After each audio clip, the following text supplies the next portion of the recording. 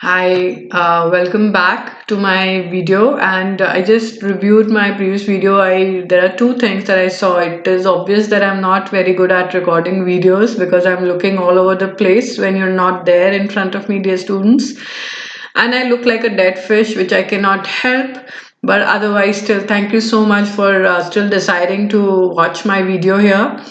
And I do know that we started with channel design decisions. We said that channel design, the two things that we've already done is that you analyze the customer needs and wants along with the shopping goals.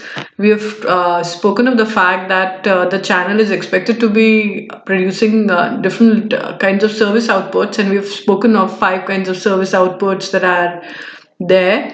Now, another thing that has to be factored in the when you're designing your channel is to establish your objectives and constraints. So essentially, what you need to know is that when you are as a marketer, if you are trying to state your channel objectives, so you are doing it in two perspectives.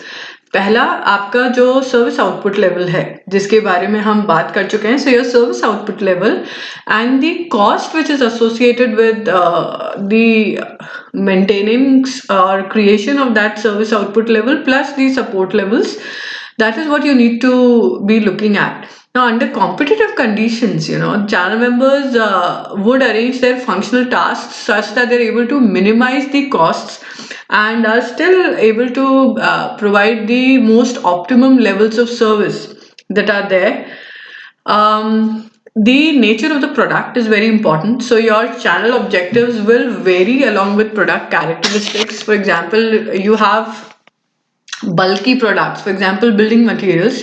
So then you want to have a channel which will reduce the handling and would try to curtail the shipping distance of those products. When you're talking of machinery or equipment that is custom built or built on order, then your company representative would directly be accessing the consumer and selling them across. These are non-standard products, as you call them. And then if you have a product or a service that needs installation and subsequent maintenance, right? Maintenance services, then you would have a company representative or a franchise dealer who would be taking care of it. And then you have companies that deal with very high unit value products, like every product is expensive, generators, heavy turbines, all right, and then they are sold directly to the company's sales force rather than using a middleman. Your generator could cost a few lakh rupees depending upon what you want. So you have hand-picked customers that you directly approach and you sell your products. Then another thing is that you would like to identify the major channel alternatives that are there. So in channel alternatives, you think of a number of things. For example, you think of the types of intermediaries, right? And you look at the number of intermediaries. So if I was somebody, okay, that was manufacturing, let's say, radios, then I could sell directly to companies that manufacture automobiles in which radios are pre-installed, or I could be conforming to the retail market through those storekeepers who are selling these kind of products to the final market. So I would need distributors for that. You could even list your product online and get sales done out of them. So you look at what kind of intermediary channel that you need. But then you also need to be looking at what kind of final distribution strategy that you will look for.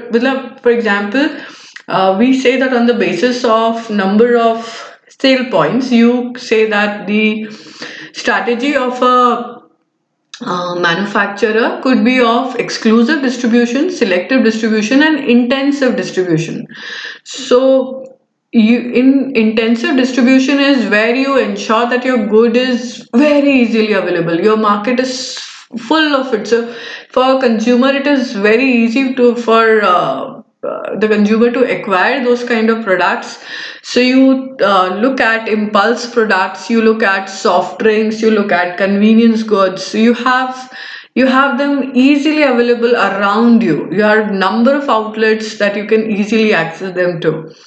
And exclusive distribution, on the other hand, on the other side, has you will severely limit the availability of your products. This would work very well when you have an exclusive product, a luxury good, a premium good. Not everybody should have equal accessibility to be, purchasing that product. So in that case, you would go for exclusive distribution. So you have high end premium, like 4 5 stores in a full country like India, kind of a perfume. And then you would like to have this exclusive distribution to ensure that that luxury that you want to build into, or that exclusivity that you want to build into your brand, it is sustained. And selective distribution is in between, like it's between intensive distribution and exclusive distribution. So you do not have, when the company is able to gain adequate market coverage without intensive distribution. So you do have outlets, but not as many outlets, right? So you go for selective distribution. So although I know that this example would probably go under controversy, but smartphone brands would go in the bracket of selective distribution for me rather than intensive distribution for me. So I had a class activity planned. So if we ever meet in class again, we'll be talking about it. Then you have another element of channel design decisions is the responsibilities that you set for the channel members. And there is a term for this specifically. It's called the trade relations mix, and it has a few elements. For example, price policies, conditions of sale, territorial rights, and specific services that are to be performed by both the manufacturer and the channel member. So let's look at the four. So trade relation mix में चार हैं. पहला price policy, condition of sale, territorial right, and specific services that are to be performed by each party.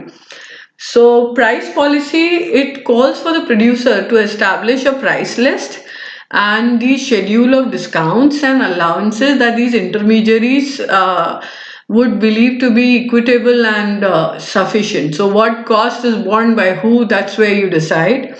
And conditions of sale talks about payment terms, producer guarantees. There number of companies today give discounts. They give cash discounts to distributors if they pay early, and they might even give you a guarantee for defective merchandise or if the price declines. And they basically create incentives for the distributors to carry more and more of your stock.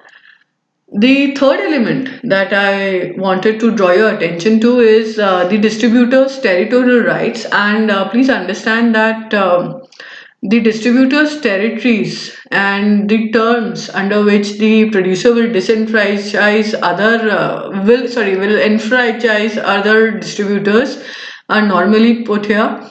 And distributors expect to be receiving full credit of the sales in the territories, whether or not they have actually done the selling. So this is very critical, I would say.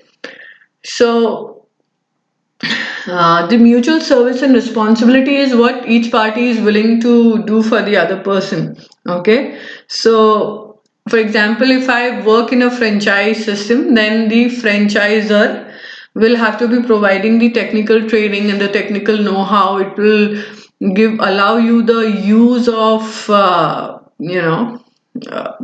brand and the labeling that is associated with that particular brand.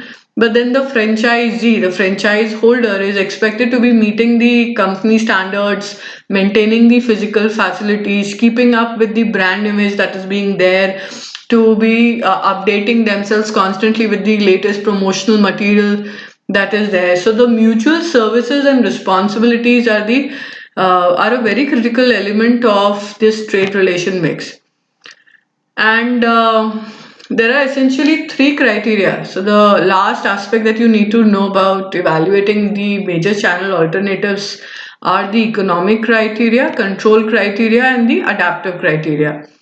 So when I talk of economic criteria, let's talk about it in the next video, right? So कुछ spice बना रहेगा हमारे videos में.